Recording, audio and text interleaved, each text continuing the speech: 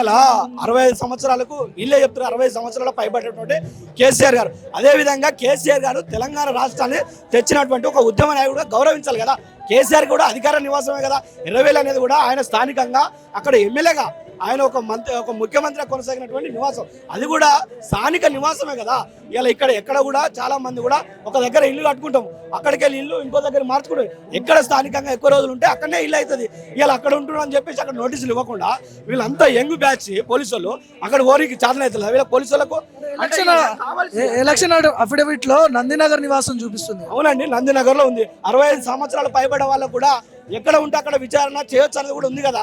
అదే 165 యాక్ట్ ప్రకారం వాళ్ళకి ఇచ్చినటువంటి నోటీసుల ప్రకారం దాన్ని గౌరవించాలి కదా. ఒక రాష్ట్రాన్ని తీసుకొచ్చిన నాయకుడు, రాష్ట్రానికి 10 సంవత్సరాలు ముఖ్యమంత్రిగా ఉన్నాడు. అదేవిధంగా ఈ రాష్ట్రాన్ని దేశంలో అగ్రగామిలో నిలిపిన నాయకుడు ఎవరు?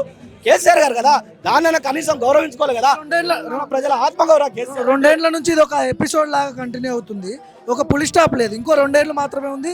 లాస్ట్ ఇయర్ మళ్ళీ ఎలక్షన్ పీరియడ్, అది ఎలక్షన్ మోడ్. ఇంకా ఎప్పటి వరకు కొనసాగే అవకాశాలు ఉన్నాయి? అంటే ఇది సేమ్ ఇవే దాంతో కొనసాగిస్తాడు.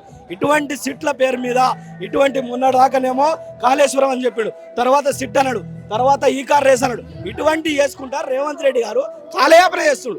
కాలయాపన చేసుకుంటా ప్రజలకు ఇస్తున్నటువంటి హామీలు నెరవేర్చకుండా ఎక్కడికైనా ఒక మహిళకు నువ్వు 2500 ఇచ్చినవా? ఒక మహిళకు నీ కోడంగల్ నియోజకవర్గం కావచ్చు, వరంగల్ కావచ్చు, కరీంనగర్ కావచ్చు, ఏ ఒక్క మహిళకైనా నీవు పెట్టిన మేనిఫెస్టోలో 2500 ఒక మహిళకైనా ఇచ్చినవా? ఏ మహిళకైనా చదువుకున్నటువంటి డిగ్రీ కంప్లీట్ చేసినటువంటి ఒక మహిళకు స్కూటీలు ఇస్తాను ఒక్క మహిళకైనా ఇచ్చినవా? అదేవిధంగా పెళ్లి చేసుకున్న అమ్మాయికి కళ్యాణ లక్ష్మి కేసీఆర్ గారు ₹1,00,000 ఇస్తే తులం బంగారం ఇచ్చినాం. ఈ రాష్ట్రంలో ఏ ఒక్క మహిళకైనా తులం బంగారం ఇచ్చినాను అంటే ఇటువంటి ఎక్కడ ప్రజలు అడుగుతారు అని చెప్పి ఇటువంటి కాలయాపన చేసుకుంటా కేసీఆర్ గారు ఏదో తప్పు చేసిండని చెప్పి కొద్ది రోజులు నడిపించారు. ఇలా ఫోన్ ట్యాపింగ్ అని మరికొద్ది రోజులు అంటే ప్రజలు ఖచ్చితంగా బుద్ధి చెప్తారు. ఎట్లా ఎదుర్కొంటారు ఈ విచారణలు మీరు అందరూ బీఆర్ఎస్ నాయకులు? ఇక్కడ కూడా కేసీఆర్ గారు అద్భుతమైన నాయకుడు.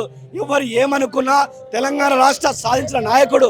ఎవ్వరు ఏమనుకున్నా తెలంగాణ అంటే కేసీఆర్, కేసీఆర్ అంటే తెలంగాణ. ఒక రాష్ట్రము తెచ్చిన నాయకుడు కేసీఆర్ గారికి ప్రజల అభిమానము చాలా ఎక్కువగా ఉంటుంది. ప్రజలంతా కూడా రానున్న రోజుల్లో ఖచ్చితంగా ఇప్పుడు మున్సిపల్ ఎలక్షన్ కావచ్చు. కొంతమంది బీఆర్ఎస్ సమూహం ఎందుకు రాష్ట్ర వ్యాప్తంగా నిరసనలు చేస్తున్నారు? మీరు ఏమన్నా శాంతి భద్రతలకు విఘాతం కలిగితే పరిస్థితి? ఇక్కడ కూడా విఘాతం కలవది. ఒక క్రమశిక్షణ గల బీఆర్ఎస్ పార్టీ నాయకులు